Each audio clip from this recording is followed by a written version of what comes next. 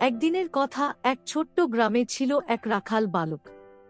সে সারাদিন মাঠে গরু চড়াত, বাঁশি বাজাত আর মনের আনন্দে গান গাইত। তার মনে অহংকার ছিল না, ধন সম্পদের লোভও ছিল না। শুধু পরিশ্রম আর সততাই ছিল তার শক্তি। অন্যদিকে রাজ্যের এক মহল বাড়িতে ছিল সুন্দরী রাজকন্যা। সে সবকিছুতেই অভ্যস্ত ছিল, রাজপ্রাসাদের চাকচিক্য, বিলাসিতা আরাম।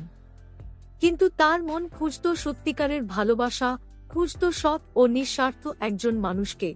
একদিন রাজকন্যা বনভ্রমণে বেরিয়ে এলো। হঠাৎই তার রথ কাদায় আটকে গেল। প্রাসাদের চাকরবাকরেরা চেষ্টা করেও রথ তুলতে পারল না।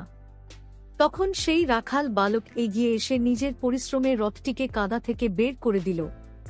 রাজকন্যা বিস্মিত হল এক সাধারণ ছেলের এমন শক্তি আর সাহস দেখে। তারপর থেকে তারা দেখা করতে লাগল। রাজকন্যা দেখল রাখাল বালকের অন্তরে ছিল সৎ মন, পরিশ্রমী হাত আর মানুষের জন্য কিছু করার ইচ্ছা। রাখাল বালকও বুঝল রাজকন্যা অহংকারী নয়, বরং মমতাময়ী ও দয়ালু। রাজা যখন শুনলেন রাজকন্যা এক রাখাল বালককে বিয়ে করতে চায়, প্রথমে রেগে গেলেন। কিন্তু রাজকন্যা বলল, বাবা, রাজত্বের জন্য রাজা প্রয়োজন, কিন্তু জীবনের জন্য দরকার একজন সৎসঙ্গী। ধন সম্পদ একদিন ফুরিয়ে যাবে, কিন্তু সততা আর ভালোবাসা চিরদিন থাকবে। রাজা মেয়ের যুক্তি শুনে অবশেষে রাজি হলেন।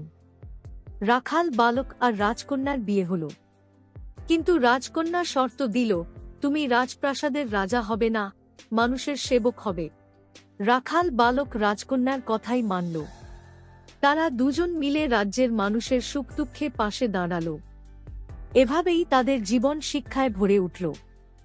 শিক্ষা: ধন সম্পদ নয়, সত্যিকারের ভালোবাসা ও সততাই জীবনের সবচেয়ে বড় সম্পদ।